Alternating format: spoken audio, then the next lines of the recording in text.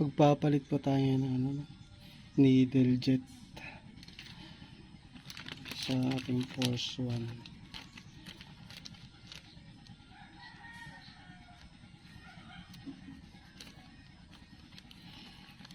Ito yung nabili natin na pyesa, made in Malaysia. Ito po yung mga laman niya. Isang itong needle jet, isang pilot jet, itong main jet niya at washer, tapos needle, tsaka yung lock niya, may kasama rin lock. Natanggal ko na ito, natanggal ko na yung luma natin, yung needle natin. Ganito lang pala discard ko pag tatanggal ng pyesa. Hindi po focus. Teka. Yan. Ginaganto ko lang. Tinatagilid ko lang. Yan. Matatanggal mo na dito yung pilot jet, needle jet, tsaka main jet.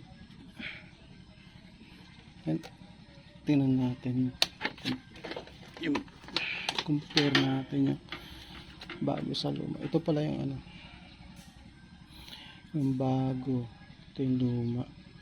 Kita ka agad yung pagkakaiba sa butas. Ito pala kaya magpapalit dahil yung mid throttle masyado pupugak, kahit anong tono mo hindi mo siya makukuha. Kasi ito po yung dahilan, kung makikita nyo. Ito yung luma, ito yung bago. Kitang kita yung pagkakaiba ng butas. Sobrang na siya, luwag. Ito yung bago, ito yung bago. Talagang sikip na sikip itong needle, nakaganyan kasi yan. Wala sa focus. Yan. Ito yung luma, talagang luwag na siya. Saka tingin pa lang kita na agad yung pagkakaiba. Para po ito sa may mga problema sa mid throttle, yung kahit anong tono na hindi pa rin tingnan po natin.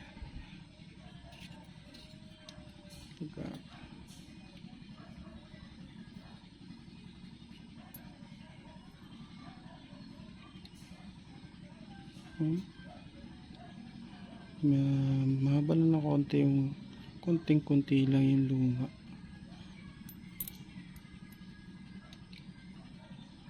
Wala rin pa, parehas lang.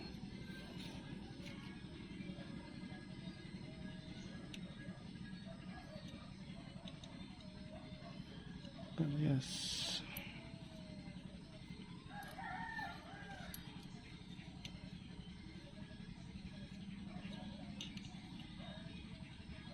Parehas.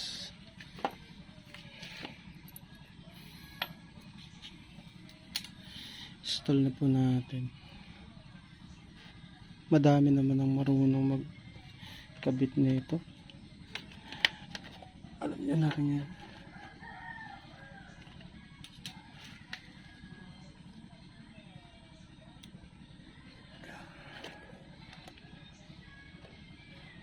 Shoot lang natin ito. Tapos tatagilid lang ulit. Kakabit natin muna pala yung kasi kakabit muna natin yung ito pala yung gamit ko main jet dito, yung mga pang flat carb. Kaya compare natin doon sa original. Okay. Ito yung gamit ko sa luma, ito yung bago. Okay naman performance nito, talagang nasa side niya yung hindi ka mabibitin sa gas sa full throttle. Talagang malalim yung baon niya dun sa bowl. Pero ito ang kakabit natin yung bago, yung original kabit natin.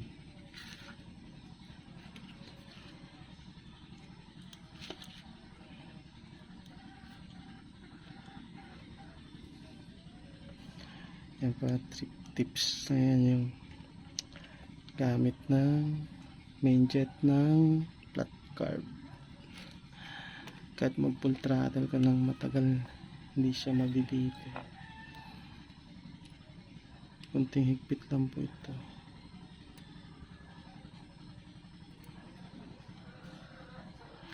Ano pa? 130 pala ang size na ito. Konting higpit lang. Tapos itong pilot jet na bago rin kakabit natin.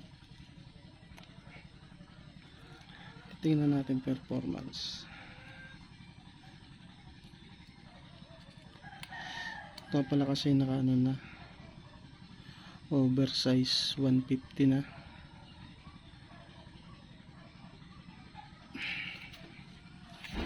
Pero stock carb pa rin gamit ko. Okay naman siya. Okay pa rin ang performance.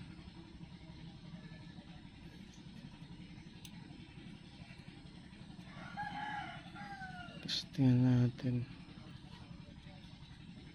Sana mawala yung station niya sa ano, mid throttle.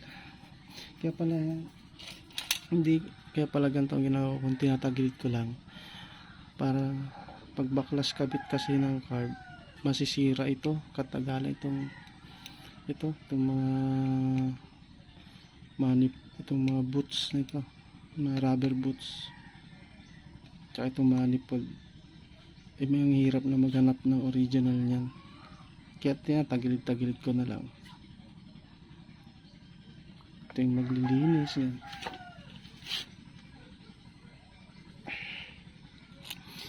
Iikot mo lang.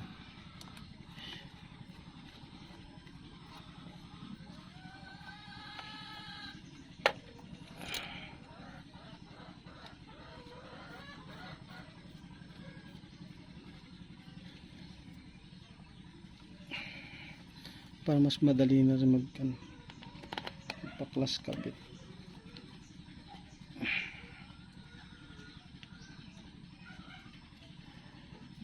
Ano nga pala ito? Force 1, Yamaha Force 1. Sa hindi nakakaalam na unit pala. Kaya itong mga to inaalagaan na, kasi hirap na maghanap yung original talaga. Madami naman Shopee, kaso hindi na original.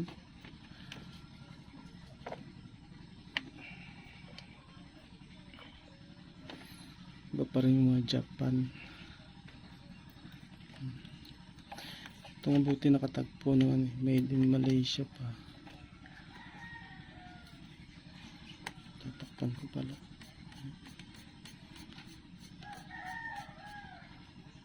Ganun lang. Sana mawala yung ano niya sa mid throttle. Okay naman nito sa full throttle tsaka sa idle, okay. Yung mid ang problema ko, dahil yun yung maluwag na yung karay, yung needle niya dun sa needle jet. Testingan natin.